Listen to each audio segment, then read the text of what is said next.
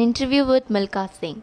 Read this interview with one of the Indian's finest athletes, the legendary Milkha Singh, conducted exclusively for Ratna Sagar by Ms. Goldie Malhotra, a leading educationist from Delhi. One of the India's greatest sporting icons, Milkha Singh was the first Indian athlete to have reached the final of an Olympic athletic event. He was placed fourth in 400-meter race at 1960 Olympic Games in Rome. At the 1958 Asian Games, Milkha Singh won both 200-meter and 400-meter races. That year, he also won the gold medal in 440-yard race at Commonwealth Games held in Wales in the United Kingdom. His last appearance at Olympic event was in Tokyo in 1964 when he represented India as a part of the 4x400 meters relay team. In 1959, Milkha Singh was awarded the Padma Shri, India's fourth highest civilian honor, for his achievement. Milkha Singh's life had been an extraordinary saga of struggle, packed with victories and setbacks.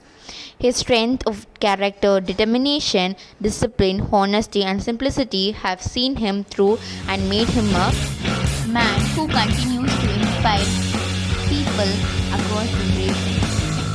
Ratna Sagar's first question. We understand that you come to India from Pakistan after partition. Could you share some of your memories of that stage of your life? Milkha Singh. I was 17 years old when I came to Delhi all by myself. I had lost several members of my family to violence during partition. I sat at the railway station for days penniless and miserable, though I wept almost continuously. I was also aware of the need to earn my livelihood. A few other refugees and I approached people for no jobs. No one would hire us, they did not know our backgrounds. After looking for a job for a long time, I landed at one shop that sold tires. The owner agreed to pay me 10 per month. This saw me through till I joined the Indian Army in 1951. Ratna Sagar's second question. How did your journey in athletics begin? What do you consider your mentor? Milkha Singh. I was not aware of athletics before I joined the Indian Army. However, 15 days after I enrolled during roll call at night, we were informed that a 10-kilometer cross-country race would be held in the following day. Around 300 Jawans would participate and 10 of them were to be selected and trained to complete further. I found myself to an advantage compared to other Jawans as I used to run to my school as a child. The school was 10 kilometers away from the home. We lived in a sandy area and during summers the sand would sizzle in the heat of the sun. I would run to school barefoot with my maths, English and Urdu books on my head. The sand would burn my feet so that I was forced to run faster. I would pause to cool my feet for a while on a patch of grass and then continue running.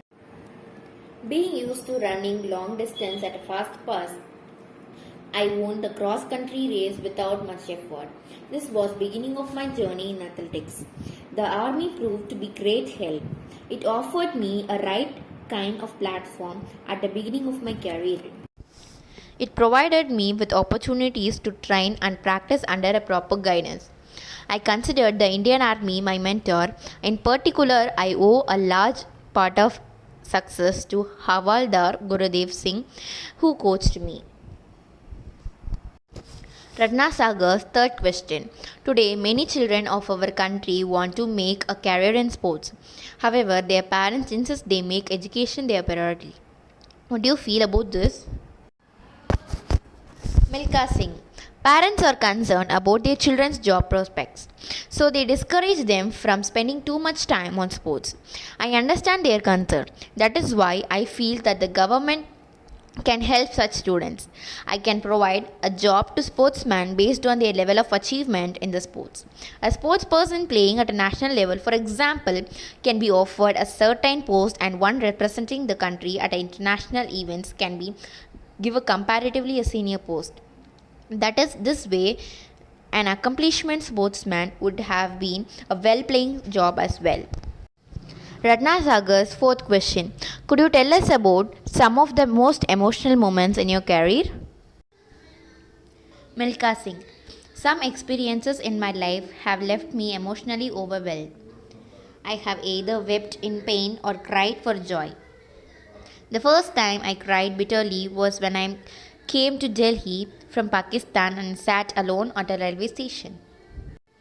I had no idea where life would take me. I was scared. The second time I broke down was when I missed the gold medal at the Rome Olympic Games in 1960. I also cried when I saw a biopic Bagh Milka Bagh. The director and actor have depicted my life so accurately in the film that has reminded me of struggles and hardship that I have gone through over the years.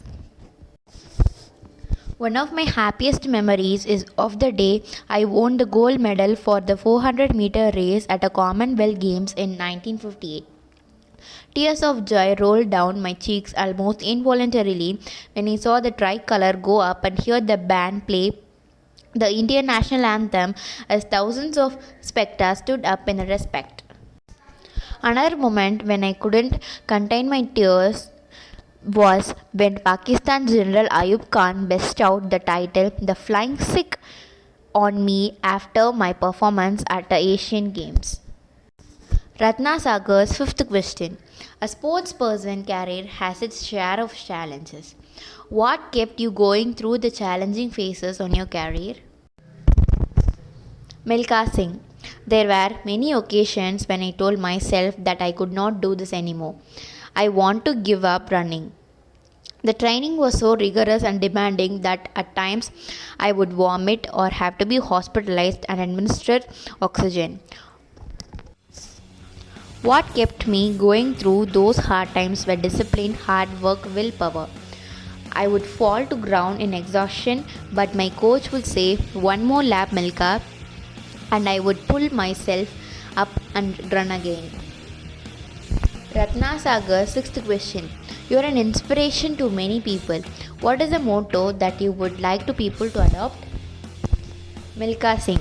The motto I have lived by and I would like to others to adopt is simple. Remember that you can achieve anything in your area of work if you remain disciplined, work hard, and have strong will to achieve your goal. Freedom fighters like Bhagat Singh, Rajguru, Sukhdev, and Lala Lajpat Rai found the Indians' freedom. They were people with discipline and immense willpower. Their hard work and determination earned India its freedom. Similarly, the soldiers who guard India's borders today are disciplined and strong-willed. Often, they have to work under a very demanding situations. I respect their courage, hard work, and spirit of service. Besides them, I have a great respect for the sportsmen. Soldiers and sports persons give everything they have to make for their country proud.